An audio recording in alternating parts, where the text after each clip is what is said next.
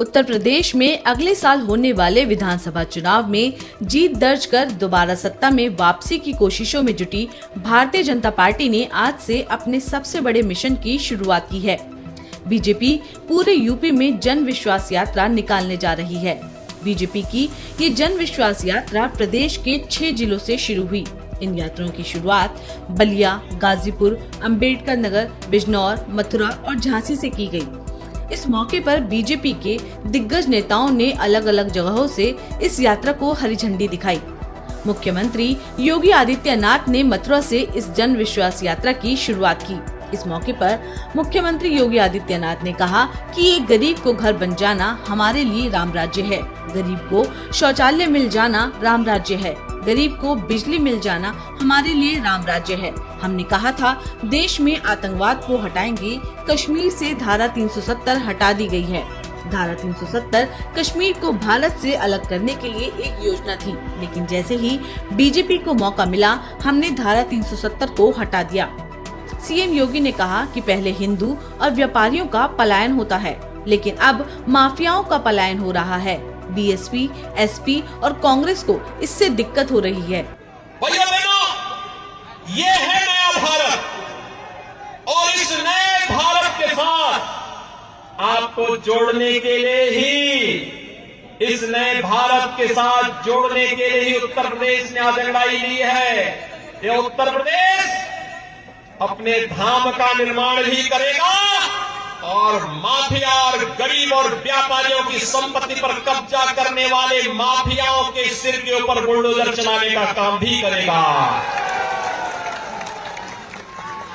यही तो उत्तर प्रदेश है। परित्राणाय साधूनां विनाशाय च दुष्कृताम्। यही तो धरती है, यही प्रेरणा की धरती है। ये प्रेरणा देती है सात्विक पुरुषों को, साधु पुरुषों को, सज्जन पुरुषों को, गरीबों को, किसानों को, नौजवानों को, महिलाओं को सम्मान देने का। लेकिन आतंकवादियों को, आतंकवादियों को, अपराधियों को, माफियाओं को और उनके संरक्षण दाताओं को उसी ही कठोरता के साथ उसका मुकाबला करने की तैयारी करने की भी प्रेरणा देता है। और मुझे लगता है हमारी पार्टी ने इसीलिए बड़े सोच समझ करके आज मुझे वृंदावन भेज दिया कि जन विश्वास यात्रा का शुभारंभ मैं मथुरा वृंदावन की धरती से ही करूं।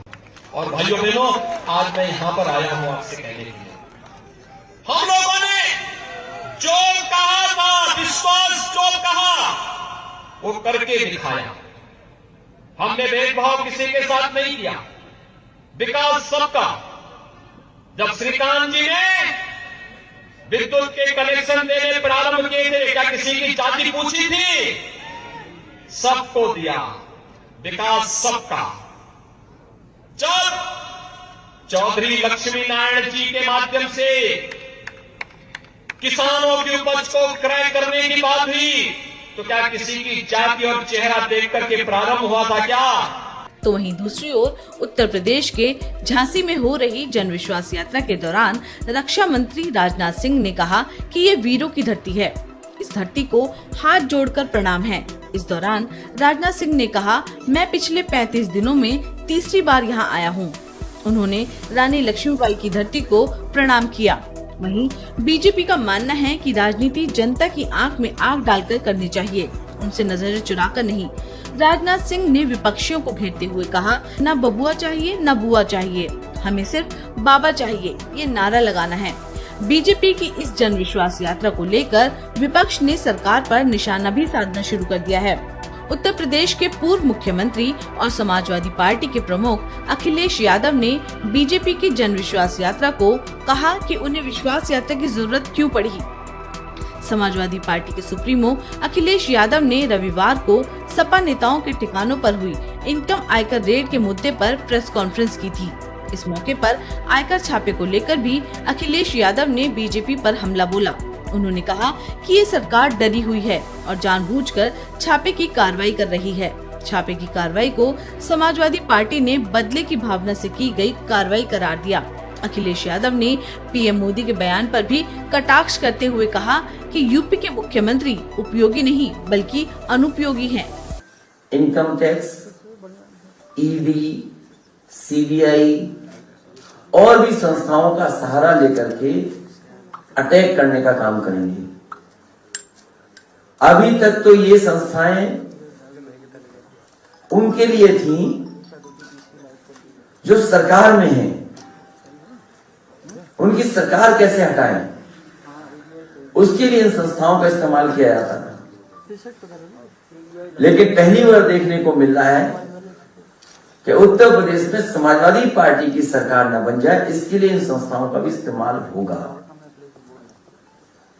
पूरा देश जानता है कि जहां जहां चुनाव भारतीय जनता पार्टी हारने लगती है, इन संस्थाओं को आगे करती है।